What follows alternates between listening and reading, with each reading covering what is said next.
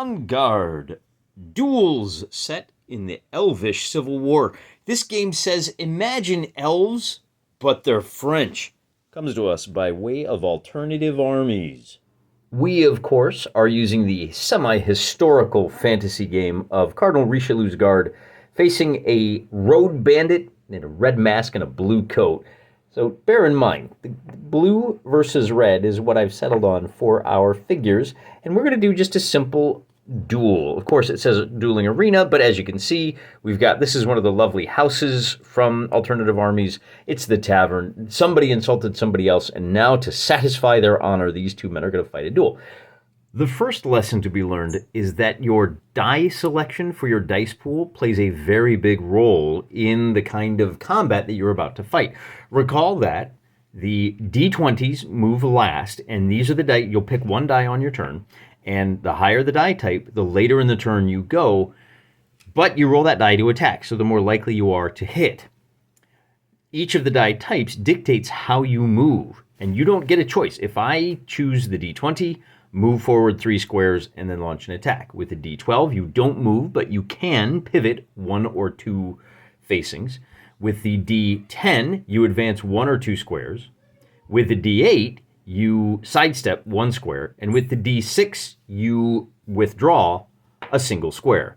Of course, the D6 goes first, so if we have a situation like this, then the D6 will withdraw, and then the D20 will charge up 1, 2, 3, and will still have a 2 square difference. You pick your die secretly.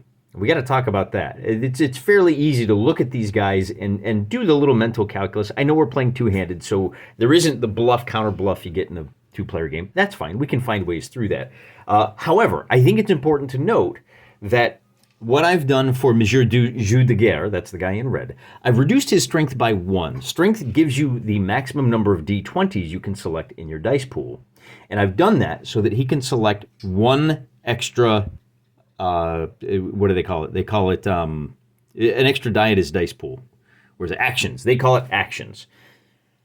Okay, so he's got 10 actions, whereas our Monsieur Crazy Cruller, and of course he is the bull in the china shop, Monsieur Crazy Cruller, he has a rapier, he has 9 actions.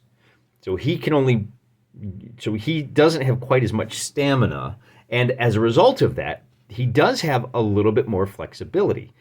We have selected more of a chase and pivot for our strong guy, and we've selected more of a withdraw and be able to be flexible and move around a little bit more.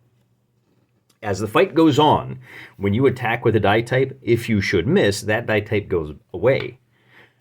The only way, if this is what his dice pool looks like, the only way that Monsieur Cruller can now turn is if he actually gets attacked, engages in a melee, and then at the end of the melee, you can pivot. So gotta be protective of that D12. Of course, our charging bull here, he's got 3 of those, so even if he misses 1, he'll still be able to pivot, but he does not have the ability to move forward just 1 step or 2. He's always going to be rushing up or drifting back a little bit. So that's the first thing to be aware of. The second thing to be aware of is, and I made these wonderful little templates.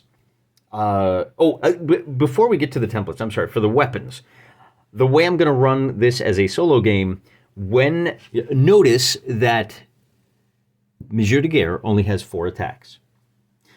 Instead of trying to play the guessing game, if you guess which attack routine your opponent is going to do, you negate it. You've successfully defended. What I'm going to do is use 1 less than this.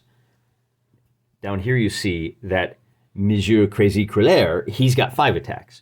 So in other words, when you're trying to defend against this guy, we're just going to roll a D4, and on a 1, you have successfully blocked the attack. Or probably because I got D8s handy, we'll roll a D8, and on a 1 or a 2, you've successfully defended against that attack. So rather than have to mess around with, well, what attacks is he doing, and did we guess the right one, or drawing a card or a chip, just look, on a 1, we're going to defend. Of course, he's got 4 attacks, so I'm going to reduce that by 1, and there's a 1 in 3 chance, because there's always one attack that makes no sense. So kind of make it a little bit easier than the 1 in 4 and 1 in 5. It's going to be on a 1 or a 2 with a D6, and a 1 or a 2 with a D8 when you're defending against those guys. Now we can talk about the weapon templates, and I went ahead and just to help visualize this, our duelists begin the fight separated by 4 squares. I am not comfortable enough with the rules.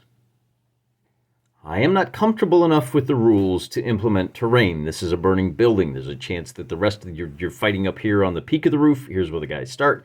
And oh, if the area under you catches fire, you're in trouble. We're not going to do that yet. That sounds hard. There's another little lovely one. It's a bridge, and if you get pushed off the edge of the bridge, there's a chance you die. There's a chance you lose. We're still doing the open arena. Notice that our figures are offset by 1 and 4 squares. That is important because which combatant starts where really matters. Your weapon has a threat template, and Monsieur Crullers looks like this with the rapier. It's primarily, he's wielding it right-handed, whereas Mr. Longswords looks more like this. His is slashing outward that way. So at the start of the battle, before anybody's moved, this is your threat. And this is what you have to consider when you figure out which die type you're going to move.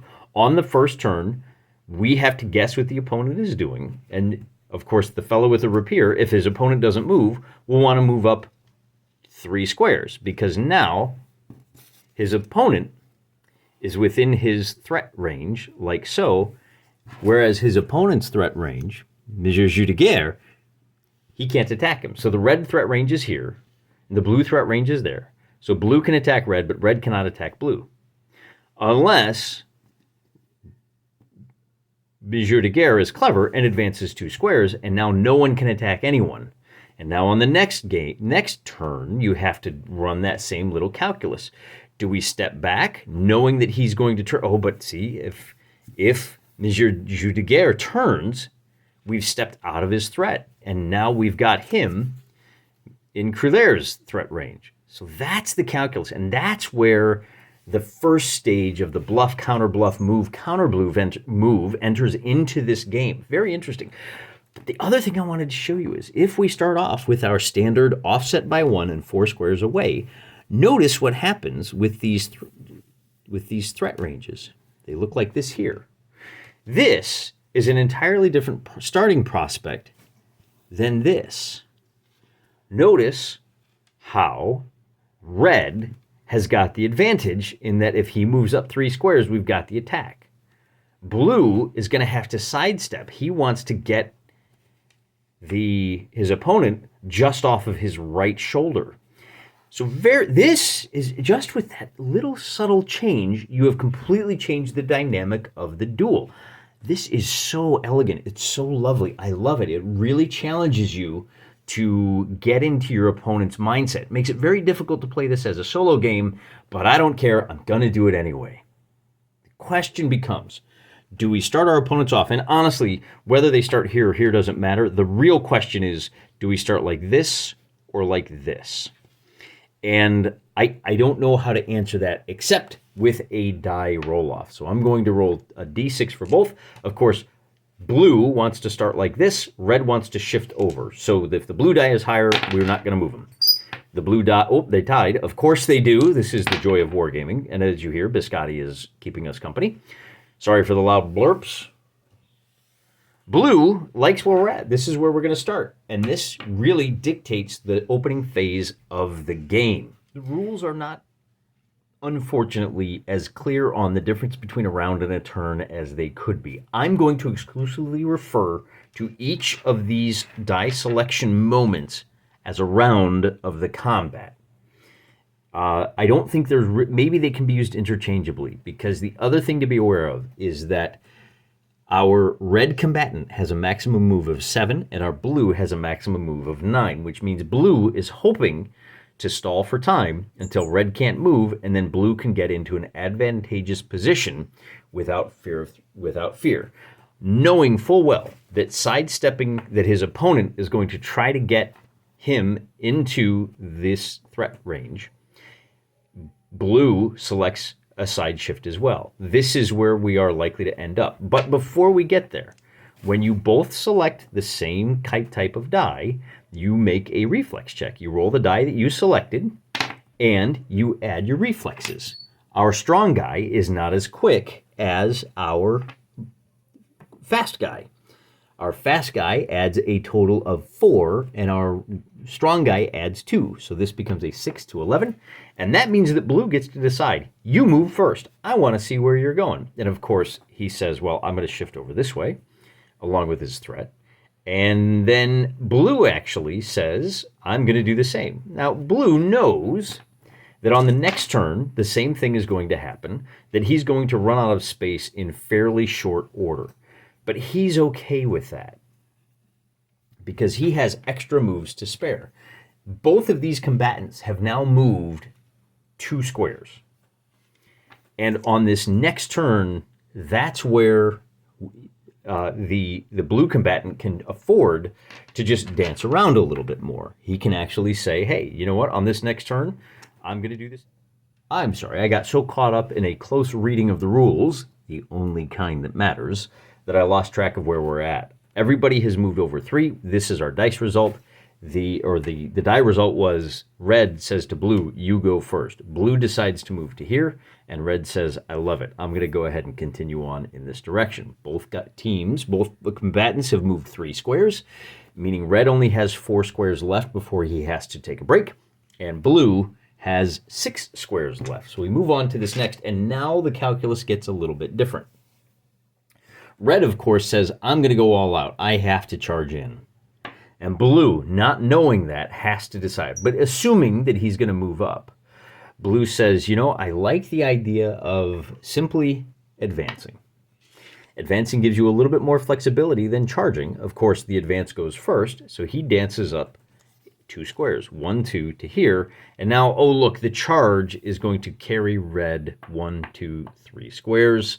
And red is now in trouble because even though no one is going to trade blows, neither guy has a target in his threat.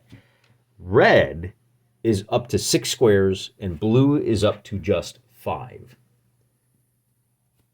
And that's going to be a problem for red because we all know what happens on this next turn. Red is going to have to, if he wants to make an attack, he's going to have to use a pivot in place. And now blue has the option, with 4 squares in hand and an extra turn in hand, blue can say, you know, I'm perfectly comfortable, let's see, moving up 1 square. So that's what he's going to do. Blue gets to move first, and blue says, I'll go ahead and move to here. And with that, all red can do is turn, and now red is in trouble. No one has any attacks. His possible longsword slash will not be able to reach, and he's now winded. He has used his 7th square of movement, and on this next turn, he is obligated to use a D6 for his movement. In other words, he can't move at all. And unlike the normal withdraw, this is the I'm pausing to catch my breath. That is extremely unfortunate because it allows blue to say, well, I'm going to pivot in place. And the 6 goes first. He's no longer winded after this turn. He can move another 7 squares. Blue now says, I'm good to pivot 1 square. And that puts him right here. Oh, my goodness. Wait, his thing goes like this. But if he pivots 2 squares, then his threat looks like this. And now he can make a slashing attack on an opponent, excuse me for that bump, who cannot attack back. This is how the game of position and counter-positioning works. Blue has to choose from one of his 5 attack options. He chooses slash, which, if he strikes, does +1 to the damage and pushes his opponent back 1 square. We haven't talked about this yet. If your opponent gets pushed back into an obstacle, and we'll consider the edges of our arena the hedgerows, on the next round, your opponent doesn't get the defense modifier. He doesn't get another chance to defend himself. But he gets a chance this time. And because our opponent has 5 attack options, we will roll the D8. And on a 1 or a 2, hope we didn't defend, which means blue is going to strike, and he needs a 5 or better. He successfully hits, and he does. Remember, he is at +1 to the damage because he slashed. So we roll the d12 again. We get a result of a 6. That goes to 7, and that does 1 wound. Our duel will be to first blood, except Monsieur de Juguer has a special ability. He is a hardened fighter. On a 5-up, he can save. He only gets to do this once with a result of a 10. The save is successful, and that blow does not land. Or it lands, but he's pretty tough, and he shrugs it off. But he's used one of his little benefits, one of his little abilities. Won't happen again. Moving on to the next round, Monsieur Jeu de Guerre keeps his options open by sidestepping one way or the other, looking to back off. He's only got 2 squares of movement left, and maybe we can sidestep with the fella in red. Monsieur Cruller says, well, I'm just going to withdraw 1 square. And that puts red in a difficult position. Red, mind you, the withdraw is to here and goes first, lower die type, remember. So that threat situation looks like this. And that pushes red, it forces him, if he doesn't want to get attacked again, to step back to here. That is his first, and the blue team's 8th. Obviously, no attacks, so we pull the dice off. And this is where not having a single D10 in his arsenal starts to tell on Team Red. He would love to step up 1 turn and move forward. That's not going to happen. So he will do the obvious ploy and turn. Looking at blue, blue says, you know what? I know I got a little bit of time here. I'm going to go ahead and just take a breath right now. I'm going to use a D6 to not move. I suspect, let's take a look at this, that I'm missing something, and I am. You don't get to do that rest until you have absolutely moved your full allotment. So he's going to back off again. He says, I'm going to back off this turn. We're already to that point. So he backs off. And red, and that is his 9th movement. So on the next turn, he's going to have to wait. Red says, well, I'm going to go ahead and pivot 1 square. And look, I'll move these out of the way for now. I don't know that they're adding anything. And our outcome will look a little something like this. Monsieur Cruller, now having moved all 9 squares, has to take this turn off. That gives Monsieur Jeu de Guerre an opportunity to shift over 1. That is his 3rd square of movement. Obviously, no one can attack. Boy, we're off by 1 if we had 1 more chance. And on this next turn, of course, he's going to charge forward. Anticipating that, Monsieur Cruller is going to dodge to one side. Monsieur Cruller gets to go first and says, haha, I will slide over here where you can't reach me. And unfortunately, 1, 2, 3... our bull in a china shop is going to be right in the threat range of his opponent for this turn. Meaning Monsieur Cruller does get to get the attack, and he's going to get that attack off first. He chooses, once again, I want to shove you back, and I want to add 1 to my damage roll, because particularly now, and with a 1 he misses. So his dice pool goes down by 1.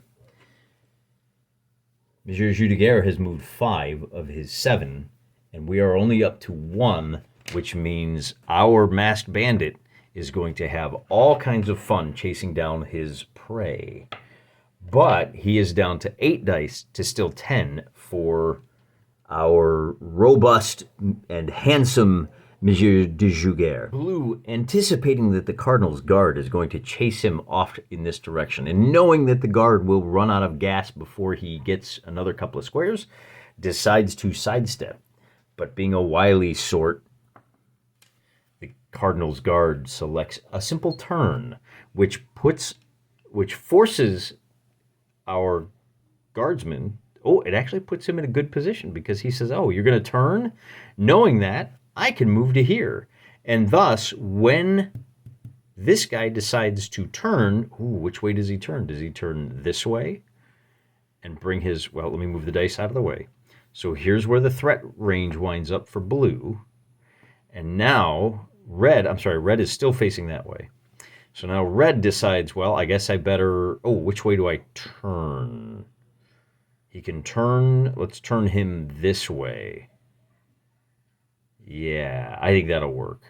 And that puts his threat range something like this. He's only attacking the square ahead of him, and he's just getting outmaneuvered left, right, and center here, isn't he? But for his part, blue now gets to make his attack. And I forgot to check to see the defense. Red has to roll a 1 or a 2, and he does not. He does not defend. So blue makes his attack, and with the result of a 2, he misses, and he loses another D8. He is wearing out. We move on to the next phase, and in this case, red says, I got to back off. I got to buy myself some space. Blue says, I suspect that he's simply going to turn to face. So I'll use, I would love to use a D8 and simply sidestep, but both of his D8s are gone. That means all he can do is withdraw. And by the way, I moved the tavern here to show you that this isn't a perfectly square arena. These 3 squares are out of bounds. Blue says, I'm going to withdraw 2. So it doesn't really matter in this case, I don't think. But for the record, blue withdraws first, and then red withdraws. And our threat ranges look something like this, which means no one is in good position to attack. And we have to record some squares. The Mesure de Guerre is up to 6, and we are only up to, I believe it is 2 for Team Blue. And on the next turn, Team Blue says, I think that I would like to...